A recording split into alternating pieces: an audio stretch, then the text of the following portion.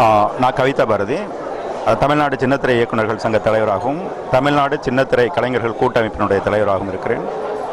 நான் பாரதிராஜா அவர்களிடம் உதவியாளராக இருந்து சித்தி என்கிற தொடரிலே திரைக்கதை உரையாடல் ஆசிரியராக இருந்து இப்போது புதிய தலைமுறை தொலைக்காட்சியில் அக்னி பறவை என்கிற தொடரில் சிம்ரன் அவர்கள் நடிப்பில் இயக்கி கொண்டிருக்கிறேன். இன்று பாடல் வெளியீட்டு விழா காண இருக்கின்ற உயிருக்கு உயிராக திரைப்படம் மிகப்பெரிய எதிர்பார்ப்பு கிடையில் இது வெளியாகிறது.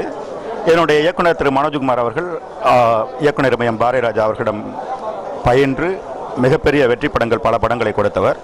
இந்த படத்தை தயாரிக்கின்ற மதர்லாண்ட் பிக்சர்ஸ் நிறுவனம் மிகப்பெரிய பல வெற்றி படங்களை கொடுத்திருக்கின்ற படம்.